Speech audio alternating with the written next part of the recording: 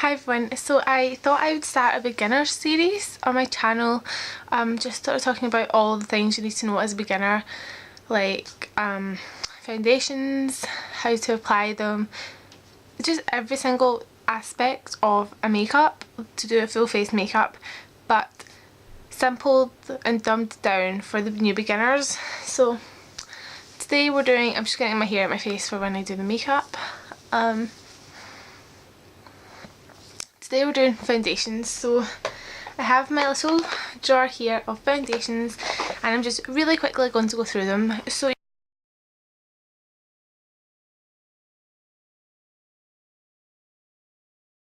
you get lots of different types of foundations for different skin types, different coverages. So let's start with like the basic. You get a light, medium or full coverage. So light, just sheer, it just kind of evens out your skin tone. Medium covers up some more problem areas, like it's not completely like a mask, but then it's not so sheer, you can still see like freckles and stuff through sheer. So yeah, sheer will cover nothing up really. Medium covers up like freckles almost, kind of mutes them out, and then full is like a mask. It's amazing.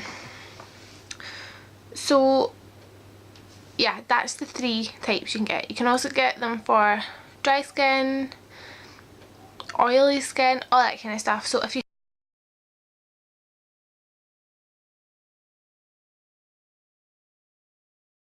had oily skin, it'd make more sense to go for a powder foundation because that's going to mattify your face, not add any extra excess oils or anything into your face, anything like that. A really popular one is this Laura Geller Balance and Brighten. Now this is a baked formula, so it's just really creamy yet it's still a powder, and it just smooths on the skin, gives a really nice matte finish. So if you want to apply this, I would say use a kabuki brush, because that will give you, it's like a denser brush, it will give you more coverage. You can also get the Mineralized Skin Finishes from MAC. I get mine in the shade Medium Plus. These are really good. I actually like to use this to set my makeup, but it can be used as a sheer foundation. This is kind of medium coverage, I would say, sheer to medium, so you have them.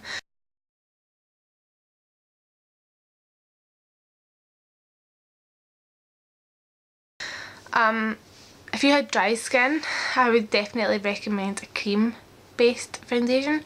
Now this one here is the Dream Creamy foundation from Maybelline, and it comes with a sponge in it, and then you have your product in this little tub here. It's so creamy. It's going to add moisture and hydration back into your skin. Also if you've got dry skin, I would obviously recommend that you moisturise before it.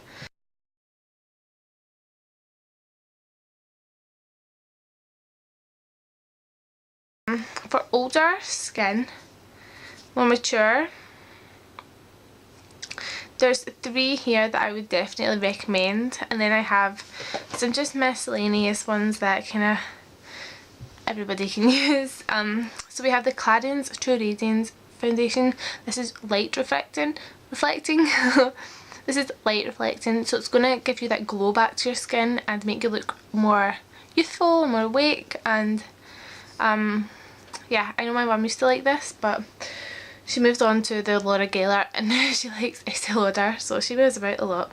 The next one is a Max Factor one. I just have a little sample here of it. It's the Ageless Elixir 2-in-1 foundation and serum.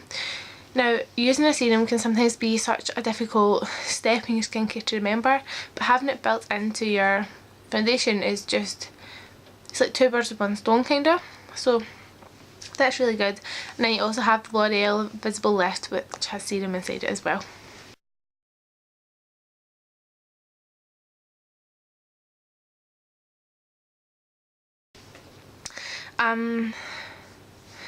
Another type of foundation you can get is the Mousse Air Foams. These just come out like hair mousse. I'll just show you quickly. basically. That's what they look like. I don't know why I put something in my hand. I don't have anything to go. If I'm being honest, okay, let me just get this off first.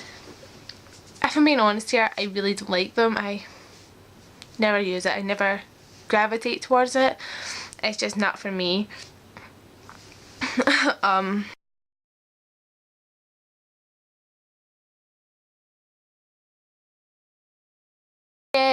Airbrushing foundation, which you can build the coverage up on. I don't have an airbrushing machine at home, so I can't show you that, but they are really good for HD film or TV or photo shoots or anything like that you need to be up close. They cover up everything and they look amazing. It's just quite difficult to do because it's like brushing on like this. It can get in your hair and it get messy, so if you're starting out I would not recommend that.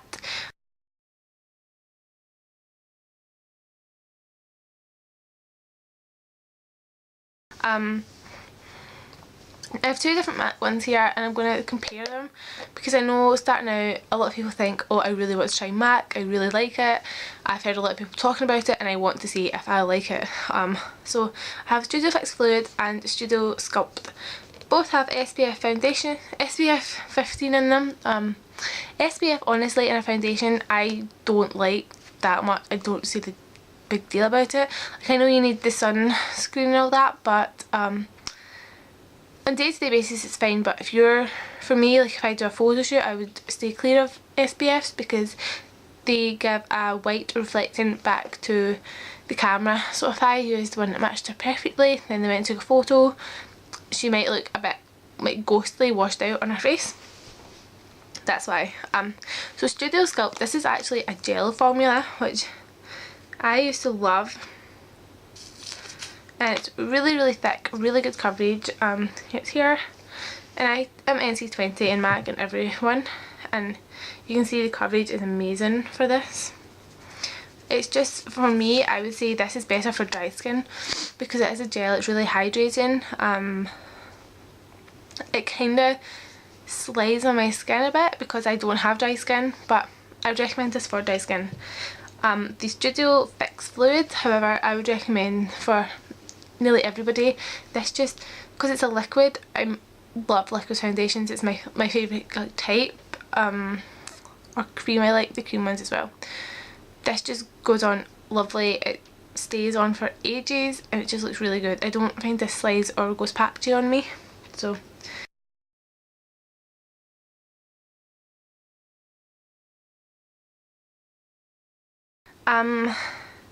The Estee Lauder Double Wear, the famous foundation that I love. I got this from me and my sister and we both absolutely love it. I got the shade Sand. I actually got this because Samantha Sherman was talking about it and I was like, oh, that is amazing.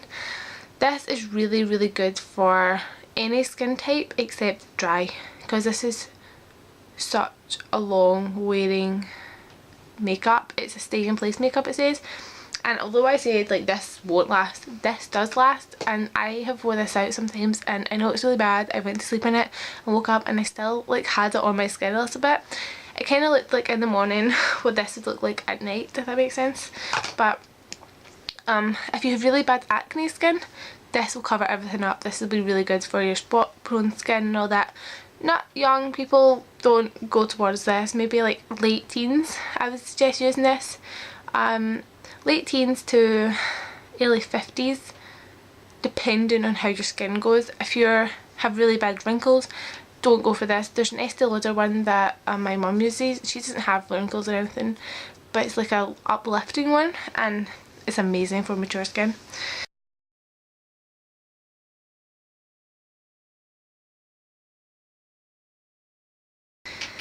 Yep, another one I just pulled out was the Healthy Mix. Now this is really good if you're just starting out because you'll be young. This is really good for young skin. It's 16 hour perfectly glowing complexion and toned skin. I don't think it lasts 16 hours. A lot of foundations say they do, but they won't, so just remember that. No makeup's really going to last you 16 hours. It might still be on your skin, but it might not be doing anything for you. This one actually smells amazing. It has apricot, melon, apple and ginger in it. So The apricot is for radiance, the melon is hydrating, the apple is an antioxidant, and the ginger is energy, which is going to make your skin look more awake. So this is really good for dry skin because it has that melon which is hydrating in it. A kind of drugstore dupe for this MAC one I kind of found is the 16 Hour Lasting Perfection Ultimate Wear Foundation by Collection 2000. This is flawless coverage, anti-transfer, SPF 20, and it's oil free. So if you have oily skin, this is great for you. Yeah,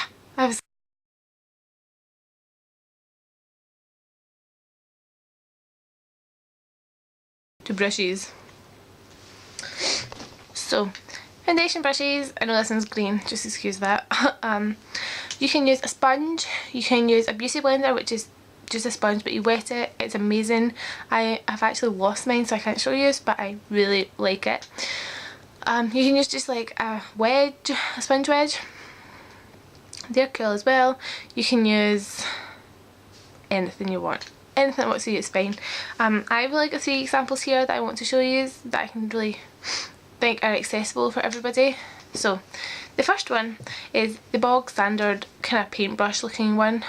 This isn't, I don't really like using these. I think they're so small you can't really do a lot with them, except you can get into like all the little areas with this, but that's what your fingers are for, or a concealer brush, like whatever. I don't recommend them. This foundation brush user up of like, it's the same. If you can see, it's a lot longer and a lot skinnier, and this is what I use every day. I love this one. If I don't use this, because this sometimes gives me streaks, I know you're like, you're bombarding me with all this information. My all-time favourite is my Real Techniques stippling brush, and these are just amazing. They give an airbrushed finish because of their duo fibres. Some people call these the badger brushes, I think, because this is usually white, but I used this tonight on a production I was doing and I was using it for the makeup, which is why I will not be using it tonight on my face, because I've used this on people's faces tonight doing makeup.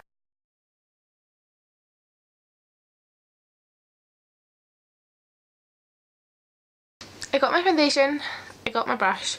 What do you do now?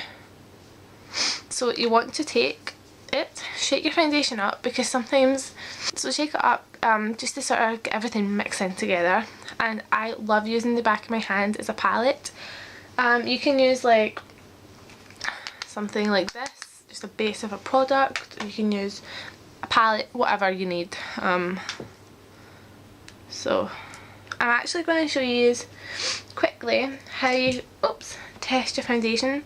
So I have ones here that are in the wrong colour as well for me, and I'm just going to shove them on and let you see how do you match your foundation up, because I know a lot of you.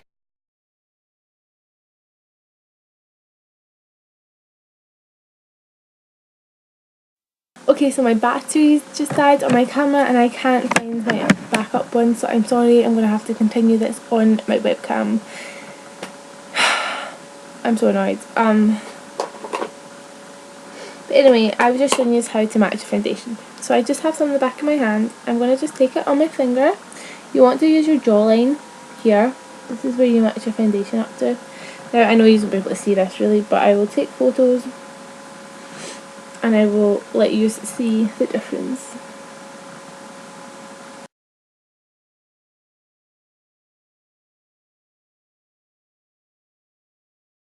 This one here is obviously way too dark for me, the one closest to my mouth, so I'm taking that off. You want to leave it for about 5 minutes just to really let it settle into your skin, and then it will determine what one is best for you.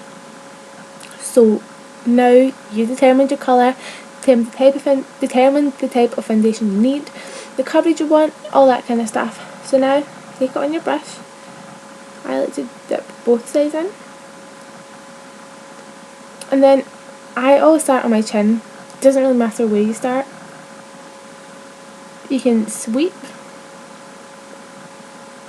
If you need to concentrate the colour more for more coverage, I would do this kind of stippling motion almost, more passing the product on the more you rub the product in, the more it blends into your skin and the more natural it will look.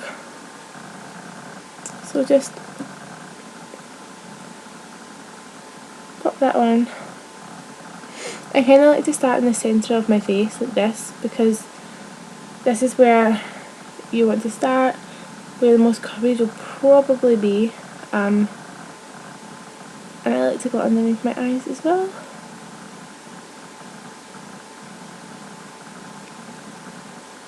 Just like that. And then you just pat it in all around. You'll find a technique that works best for you. What works for you probably doesn't work for me.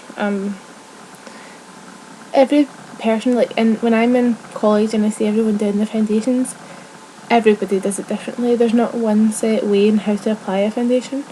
The main thing you have to know about foundation is matching up and what product is for what kind of skin. So I can't actually see what I'm doing. I don't have my contacts in or my glasses on, obviously, so I can't really see what I'm doing here. But you can see the difference this has done, made up to my face already. This side just looks more awake, more ready for the day. So I'm just applying more to my forehead and down here. So I'm only going to do one half of my face actually, so you can see the difference that makeup actually does. And I think with my whole beginner series, that's how I'm going to do it. So if you don't want to use a concealer, or you're not quite there for the concealer yet, and you need a little bit more coverage, you can obviously conceal with your foundation, because it's just adding more product on, giving yourself more coverage. So I'm just going to press this into my face again. And there we go. That's how easy it is to actually apply your foundation. So yeah, I hope this is helpful. I really do apologise for the poor quality at like the most important part of the video. I'm really sorry. I need to get more prepared with my stupid camera. I don't even know where the batteries are. I don't know where the battery charger is. I haven't made a video in so long with that camera that I forget where I put everything, which is so bad. But yeah, I hope this was helpful for you guys, and next up will probably be concealer. No, I'll do, because I don't really know if concealer is worth doing a video on. If anybody wants tips on concealing and all that kind of stuff, let me know and I'll do it. Powders as well, it's kind of not much you can say about a powder, really. You get translucent, you get different colours, you get pressed and loose. That's about it. You can't really go wrong if you buy a translucent powder to set your makeup with. That's it, it's fine, it's done. You don't have to worry about colour, matching it, anything like that. So next up, I think we will do contouring and highlighting, because that's just the next step after your foundation is on, and yeah.